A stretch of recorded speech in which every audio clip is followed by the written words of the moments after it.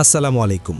দেশ এবং দেশের বাইরে যে যেখান থেকে শুনছেন সবাইকে স্পোর্টস বাংলা আপডেট চ্যানেল থেকে জানাচ্ছি শুভেচ্ছা। চলে এলাম আরও কিছু নতুন আপডেট নিয়ে। লা লিগার গুরুত্বপূর্ণ ম্যাচে আজ বাংলাদেশ সময় রাত 9:15 স্পটিফাই ক্যাম্প নুতে মুখোমুখি হতে যাচ্ছে বার্সেলোনা এবং সেভিয়া। বর্তমানে পয়েন্ট টেবিলের টপে আছে বার্সা। অন্যদিকে সেভিয়ার টেবিলের 14তম স্থানে থাকলেও রেলিগেশন জোন থেকে তারা মাত্র 6 পয়েন্ট দূরে। 27 ম্যাচ শেষে বার্সার পয়েন্ট 67। অন্যদিকে টেবিলের দ্বিতীয় স্থানে থাকা রিয়াল মাদ্রিদ 28 ম্যাচ শেষে অর্জন করেছে 66 পয়েন্ট। অর্থাৎ আজকের ম্যাচে বার্সাকে কোনোভাবেই হোঁচট খাওয়া চলবে না। বার্সা ভক্তদের জন্য এই ম্যাচ নিয়ে একটি বিস্তারিত বিশ্লেষণ তুলে ধরছি। দুই দলের বর্তমান অবস্থা এবং ফর্ম কি বলছে। শুরুতেই আসা যাক বার্সেলোনার বিষয়ে। হানসি ফ্লিকের দল রিয়াল মাদ্রিদের চেয়ে 4 পয়েন্টে এগিয়ে থেকে লিগের শীর্ষে রয়েছে। চ্যাম্পিয়ন্স লিগে নিউক্যাসেলের বিপক্ষে 1-1 ড্র করার পর তারা এই ম্যাচে নামছে। যদিও ফেব্রুয়ারিতে জিরোনার কাছে তারা হেরেছিল, কিন্তু এরপর লেভান্তে, ভিয়ারিয়াল এবং অ্যাথলেটিক বিলবাওকে হারিয়ে দারুণভাবে তারা লা লিগায় ঘুরে দাঁড়িয়েছে। এবার দেখি সেভিয়ার কি অবস্থা। গত মৌসুমে 17তম স্থানে শেষ করা সেভিয়া এবার কিছুটা স্থিতিশীল। তারা তাদের শেষ 8টি লিগ ম্যাচের মধ্যে মাত্র একটিতে হেরেছে।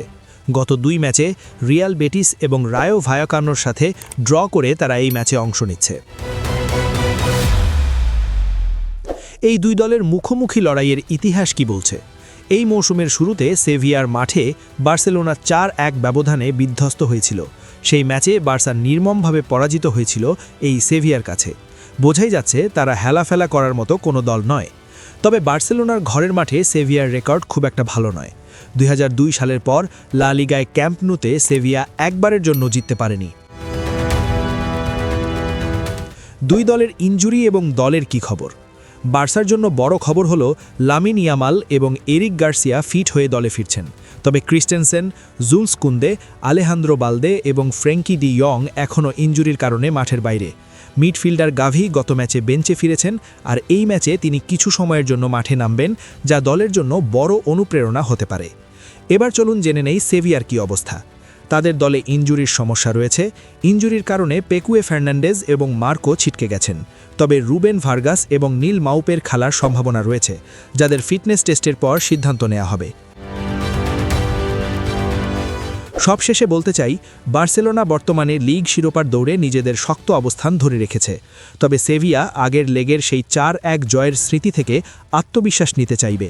বার্সেলোনার জন্য চ্যালেঞ্জ হলো চ্যাম্পিয়ন্স লিগের ধকল কাটিয়ে শারীরিক এবং মানসিকভাবে ফ্রেশ থাকা।